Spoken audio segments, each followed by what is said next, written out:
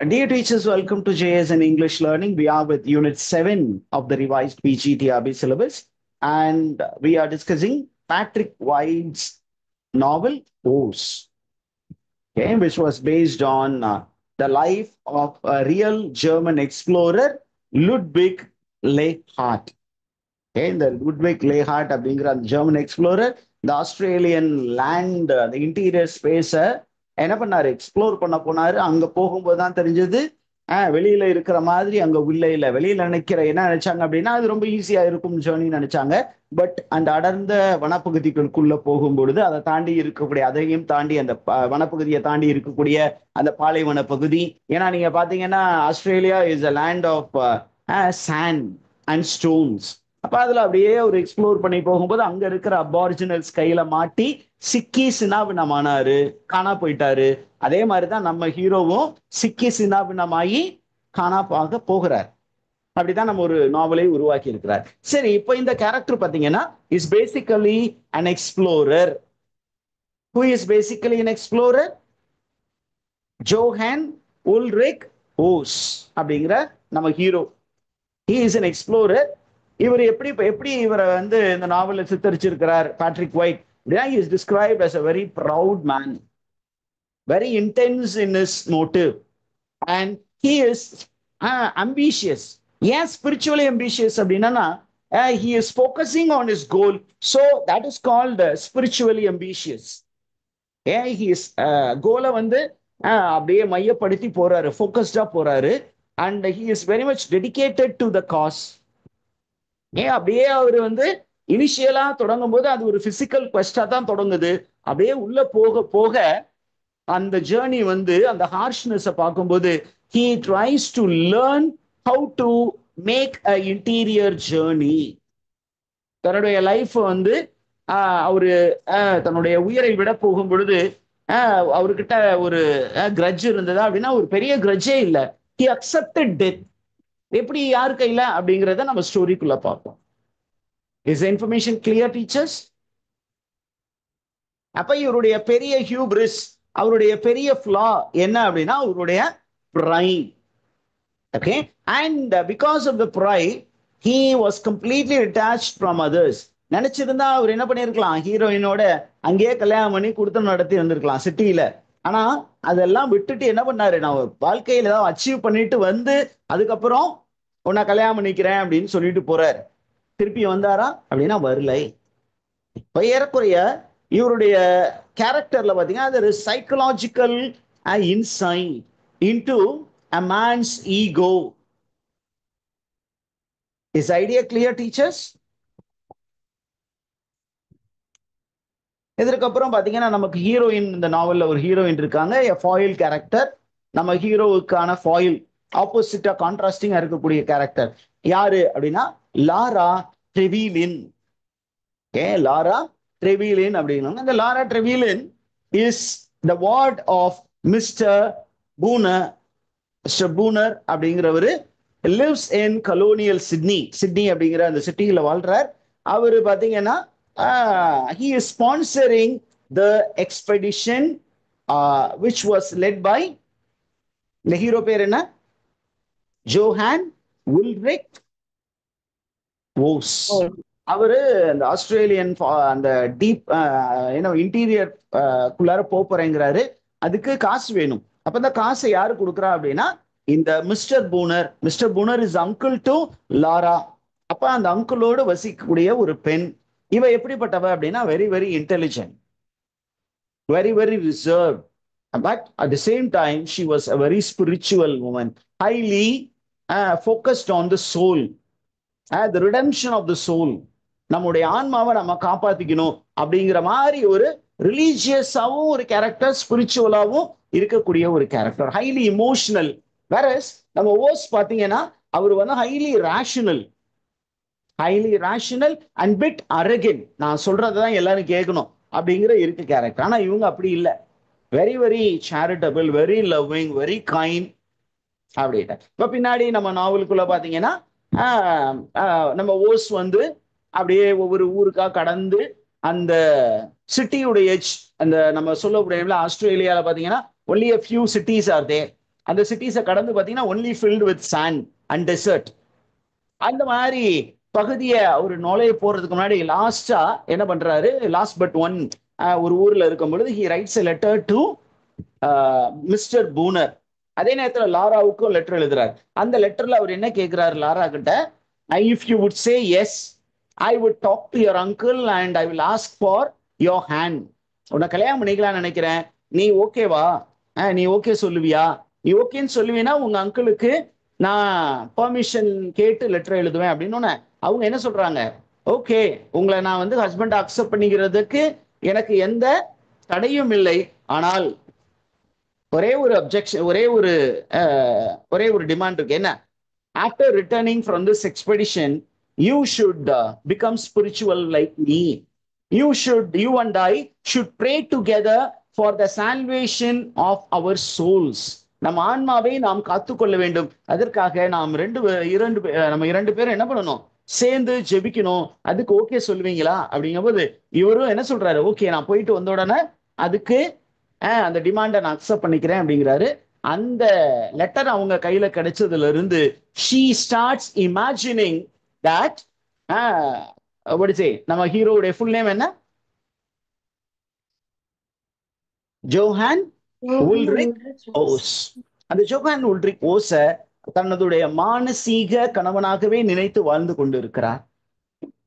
யாரு, லாரா ட்ரெவிலின்.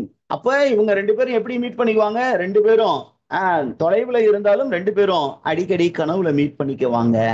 ஏன்னா ஒரே மைண்ட் வேவ், அந்த லைக் மைண்டட் பீப்புள் ஆல்வேஸ் அவங்க மைண்ட் வேவ் வந்து எப்பொழுதுமே சிங்க் ஆகும். சிங்க் ஆகும்போது அங்க ஒரு மிஸ்டிக்கல் யூனியன் கிரியேட் ஆகும். அந்த மாதிரி ஒரு mystical union is created between Laura Trevelyan and Johann Ulrich hose.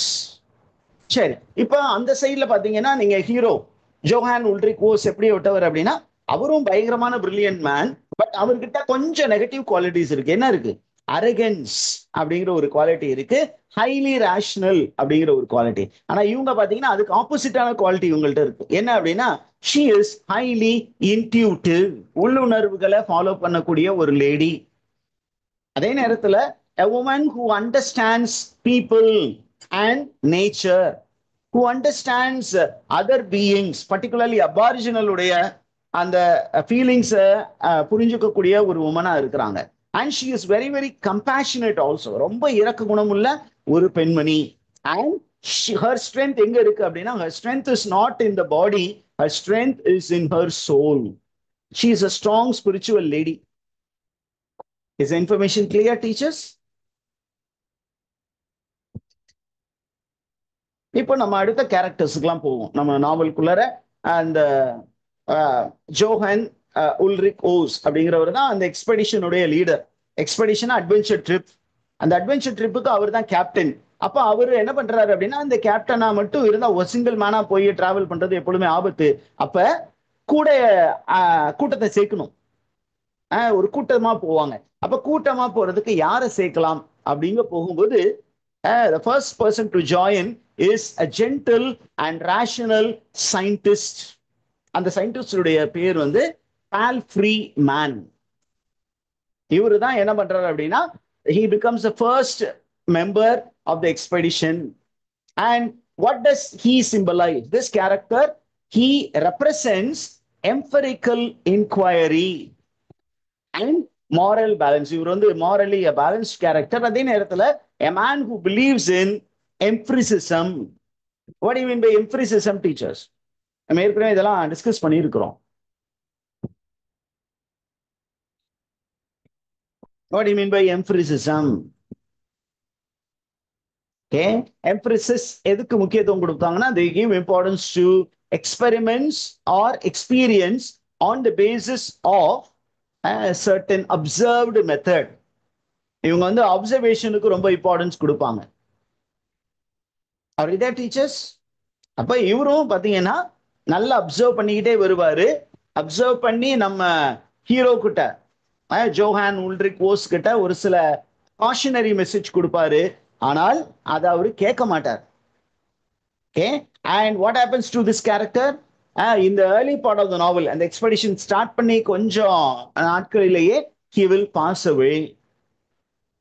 Okay, he will die. Okay, and his death symbolizes the failure of reason. நீங்க ஓரளவுக்கு தான் ரேஷனலா இருப்பீங்க, அதுக்கப்புறம் கேமுக்குள்ள போயிட்டீங்கன்னா இர்ரேஷனலா மாறுவீங்க. ஜெயிக்கணும் அப்படிங்கிறது ஒரு வெறி வரும் பொழுது எல்லாருமே ரேஷனலா இருக்கிறது இல்ல.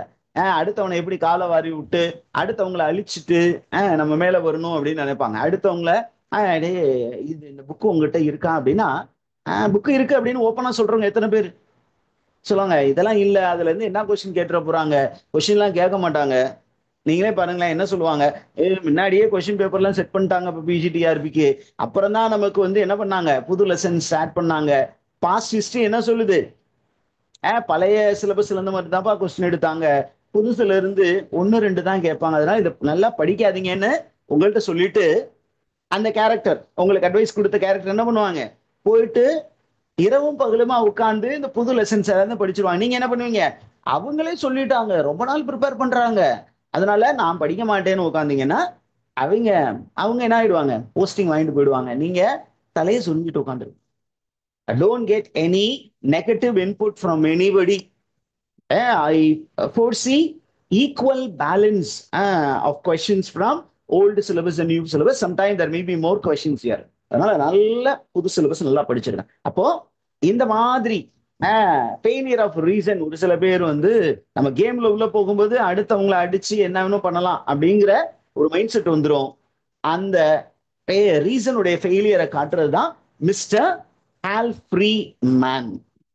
அதுக்கப்புறம் நம்ம ஸ்டோரியில ஒரு கான்விக்ட் ஒருத்தர் உள்ள வர போறார்.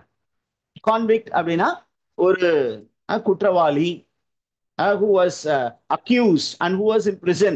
But this character அவர் வந்து கடந்த காலத்துல வந்து அவர் ஒரு கிரிமினலா இருந்தாலும் இப்ப பாத்தீங்கன்னா ரொம்ப நல்ல மனுஷனா இருக்கிறார்.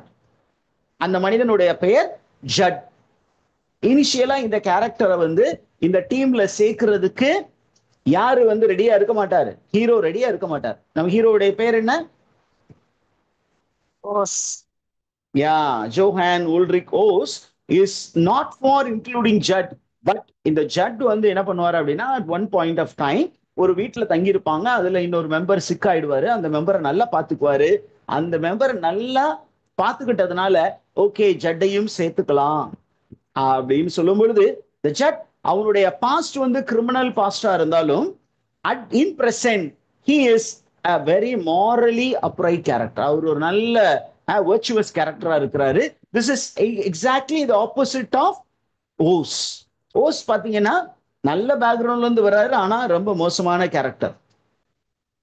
இவர்கிட்ட நிறைய படிச்சிருக்கிறாரு, ஆனா ஞானம் இல்ல, அதே நேரத்துல ஹியூமிலிட்டி இல்ல, அவர்கிட்ட மென்டல் ஸ்ட்ரென்த் இல்ல, பிசிக்கல் ஸ்ட்ரென்த் இருக்கு யாருக்கிட்ட, ஓஸ் கிட்ட.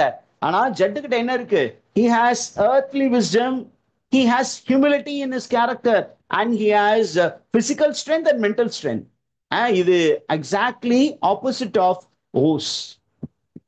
ஓகே, இப்போ நம்ம ஸ்டோரியில one of the character who survives, he is also believed to have been disappeared. இவரு காணா போயிட்டாரு, ஓஸ் மாதிரி இந்த கேரக்டரும் காணா போயிட்டாருன்னு நினைக்கிறாங்க, ஏறக்குறைய எல்லாருமே காணா போயிட்டாங்கன்னு நினைக்கிறாங்க. ஆனா ஜட் மட்டும் திரும்பி வந்து யாருக்கு, அந்த நம்ம ஹீரோ இருக்கார் இல்லையா, ஜோஹான் உல்ரிக் ஓஸ், அவருக்கு நடந்தது என்ன அப்படிங்கிறத கடைசியா அந்த நாவல்ல எல்லா மக்களுக்கும் சொல்வார். ஏன் அது நமக்கு தெரியணும். அதுக்கப்புறம் பாத்தீங்கன்னா you have another character who becomes a part of this team. யாரு அப்படின்னா, it is Frank Lee Mesurier. Frank Lee Mesurier அப்படிங்கிற ஒரு கேரக்டர். இந்த பையன் வந்து ஒரு young man, highly wealthy and educated man. And இந்த மேன் பாத்தீங்கன்னா அவனுக்கு லைஃப்ல ஏதாவது ஒரு பர்பஸ் வேணும். அப்ப என்ன பண்ணலாம், சரி இந்த எக்ஸ்பெடிஷன்ல ஜாயின் பண்ணுவோமே அப்படின்னு போவான். லைஃப்ல ஏதாவது சாதிக்கணும் அப்படின்னு போவான். அதுக்கப்புறம் பாத்தீங்கன்னா இன்னொரு கேரக்டர் வருவார், அவர் வந்து Harry Roberts. Very very sensitive but physically very very weak character. அந்த கேரக்டரும் இந்த டீம்ல ஜாயின் பண்ணுவாங்க. அது இதெல்லாமே வந்து எக்ஸ்பெடிஷன் டீம்ல வர characters. Are you there, teachers? அது இல்லாம நம்ம ஏற்கனவே சொன்னோம், சிட்டியில ஒரு சில கேரக்டர்ஸ் இருப்பாங்க. those who represents the colonizers. யாரு mister பூனர். The Booner is a pragmatic, self-important man. For him, what is very important is gaining name. அந்த நேமுக்காக என்ன பண்ணுவாரு? He funds a expedition, an adventure trip. அப்ப அவருக்கு கொஞ்சம் கூட சளைக்காத ஒரு கேரக்டர் தான் மிஸ்ஸஸ் பூனர். இவங்க வந்து ஒரு அம்பிஷியஸ் வைஃப். அவங்களுக்கு எது ரொம்ப முக்கியம் அப்படின்னு கேட்டீங்கன்னா status and respectability is important. And what does she represent?